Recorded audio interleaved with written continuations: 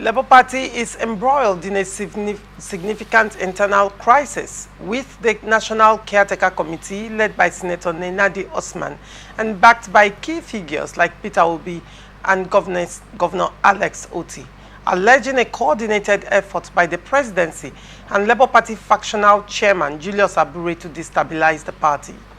The Usman-led committee accuses Abure and the Presidency of working to undermine Peter Obi's potential in the 2027 presidential election by orchestrating defections of his close allies to the ruling All Progressive Congress.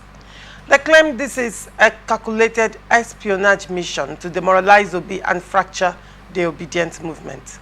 Specifically, they refute claims made by presidential aide Daniel Bola that numerous Obi associates are joining the APC, asserting that these defections are part of a covert alliance between Abure and the ruling party. The committee maintains that despite these defections, Obi remains a strong contender for the 2027 election. In response, the Abure faction, through the National Publicity Secretary, Obiora Ifo, dismissed these allegations as baseless and accused the Usman group of plotting to destroy the party. Ifo alleged that Usman and her allies are planning to transfer the Labour Party structure to another party, pointing to past actions and statements. The APC, through its National Vice Chairman Southeast, Dr. Ijoma Arodiobu, countered by blaming Peter Obi for the party's disunity, arguing that he failed to consolidate the Labour Party's gains after the 2023 elections. Arodiobu characterizes the accusations against the APC as a blame game, asserting that Obi's inability to unite the party is the root cause of the current crisis. Different perspectives, allegations and counter-allegations on this matter. But I'm interested to know what you have to say, Daniel. But unfortunately, they are in a deeper crisis because of the failure of the Supreme Court to give a definite answer. The Supreme Court referred them back to the party. And in doing so, INEC is also in a state of confusion, because at the website of INEC, Abure's name is still there. But they are now saying that they are not confirming anyone. And so if you are not, why not remove his name there? So again, who is the, whether the national chairman or the caretaker person coordinating the Labour Party, who?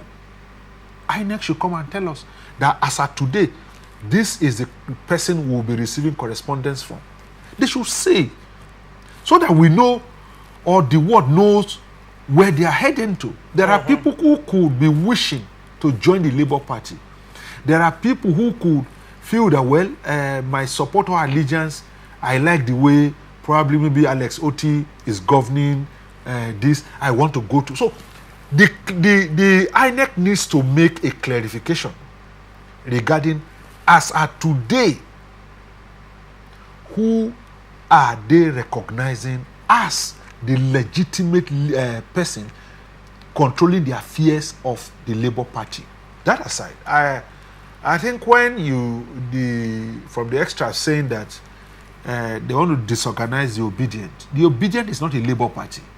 It's not a Labour. It's not. They are not members of Labour Party. We had in Edo State where there were fractions of them during the governorship election that joined the APC.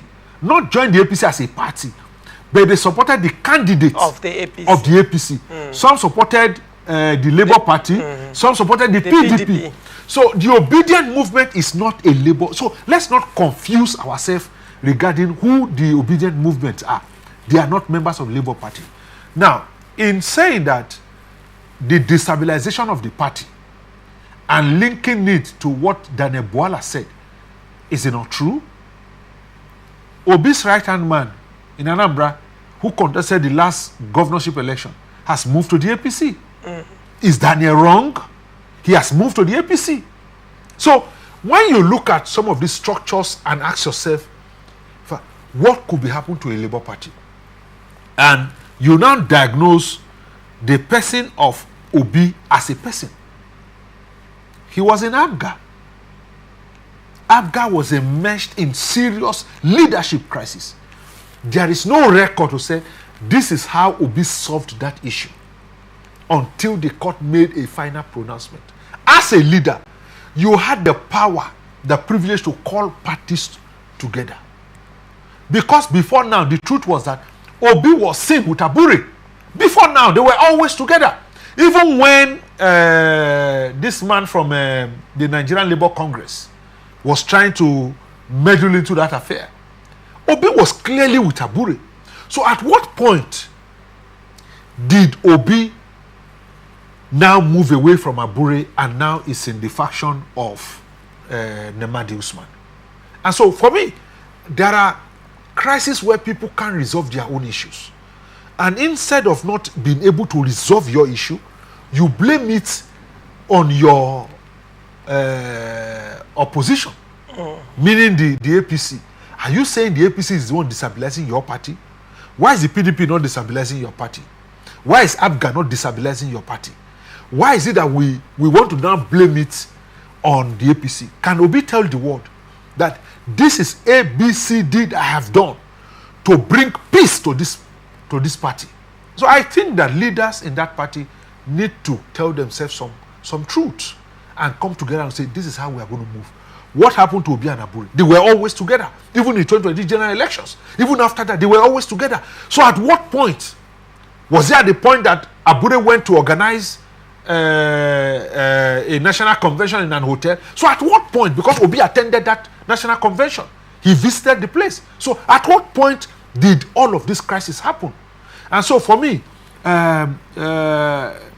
we need to be worried as Nigerians because the failure of the opposition party, it's a case that will resolve us into a one-party state.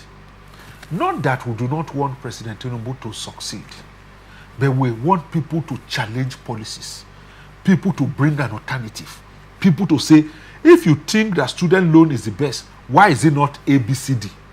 If you think that this way of solving the economy is the best, why don't you look at this way? So that is my own, as a Nigerian, that these opposition parties will not die, but they must be able to say that we have been able to resolve our crisis, and in resolving the crisis of Nigeria, we are capable of doing that.